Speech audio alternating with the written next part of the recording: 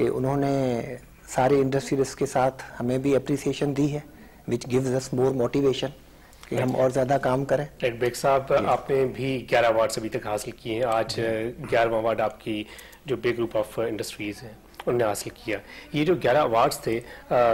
बाकी जो 22 नहीं मिले, उनमें क्या आपने ऐसे ड्रॉबैक्स अपनी ऑर्गेनाइजेशन में देखे या अपने ग्रुप में देखे? और ये जो 11 अवार्ड्स आपने हासिल किए, ये क्या हिकमत अमली थी, क्या ऐसी आपने स्ट्रेटजीज बनाई जिसकी वजह से आपके अवार्ड्स मिले?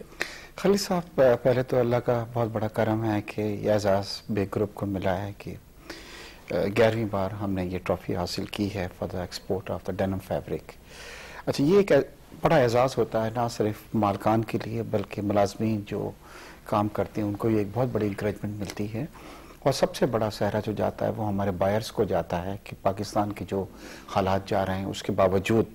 वो पाकिस्तान पे बिलीव कर रहे हैं, ऑर्डर्स प्लेस कर रहे हैं इन हालात में भी, और पाकिस्तान की एक्सपोर्ट्स हो रही हैं। पिछले सालों के मुकाबले में इसमें कोई कहने में हर्ज नहीं है कि 2 साल जो गुजरे हैं वो इकॉनमी के लिए भी और एक्सपोर्टर्स के लिए बहुत टफ, मगर मैं सलाम करता हूँ एक्सपोर्टर्स को कि उन्होंने हिम्मत नहीं हारी, मेहनत की, और आज जो उनको वहाँ से इंकरेजमेंट मिली है, प्राइम मिनिस्टर साहब ने ये कहा है कि जी एक असासा हैं ये और जो मुल्क के लिए कर रहे हैं इन हालात के अंदर। और इससे ये होता है कि जब मुलाजमीन को भी इंकरेजमेंट मिलती है और हमारे बायर्स जो हैं उनको एक अच्छा मैसेज मिलता है कि जिस कंपनी से वो डील कर रहे हैं वो एक क्रेडिबल कंपनी है, और अगर सपोज इन केस वो हमें ऑर्डर प्लेस करते हैं या एलसीज वगैरह हमारे खोलते हैं तो उन्हें कोई प्रॉब्लम पेश नहीं आएगी, एक अच्छी क्वालिटी बर वक्त उनको वहाँ पे मिलेगी। तो एक बिजनेसमैन के लिए पूरे साल की जो मेहनत होती है वो आज उस वक्त होती है जब आपको अवार्ड मिलता है। और इंशाल्लाह जैसे हर मुल्क की ये होती है कि हमारी ग्रोथ जो है वो बढ़े, इसी तरह हर कंपनी भी ये चाहती है कि वो किसी तरह अपनी एक्सपोर्ट्स को बढ़ाए, क्योंकि एक बहुत बड़ी इन्वेस्टमेंट सामने, investments in form of machinery होती है और एक इन्वेस्टमेंट इन फॉर्म ऑफ जो वर्कर्स हमारे मुलाजमीन होते हैं उनको, और आप अगर साथ लेके चलें तो आप यकीन करें कि कोई प्रॉब्लम्स नहीं होती है और आपको खुशी होती है देख के कि आपने अच्छी परफॉर्मेंस दी है कंपेयर टू लास्ट ईयर। अगर हम ये 1-2 प्रॉब्लम्स हैं, जैसे आज चावला साहब ने भी वहाँ पे कहा कि लॉ एंड ऑर्डर सिचुएशन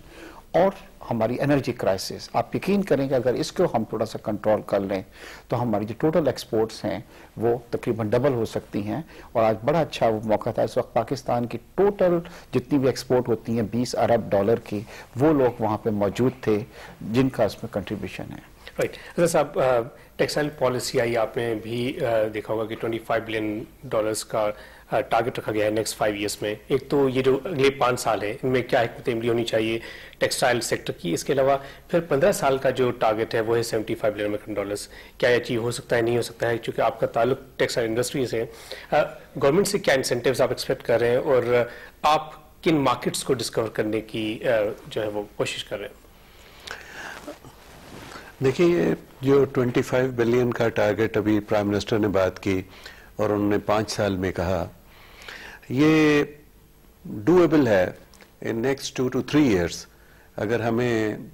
सिर्फ लेवल प्लेइंग फील्ड मिले। हमें अगर 3-4 चीज़ें मिलें और जो मेरे ख्याल में डूएबल है, मैं अगेन अंडर द सर्कमस्टांसेस बात करूंगा कि जिस तरह का हालात में हमारा मुल्क है, हमें भी रिकनसाइल करना चाहिए उन फैक्ट्स के साथ कि हम इन हालात में रहते हैं, बट इन हालात के बावजूद सिर्फ अगर डिसीजन मेकिंग राइट हो, जिस एनर्जी की बात हुई, एनर्जी में एक सबसे बड़ा कंपोनेंट है गैस का, और गैस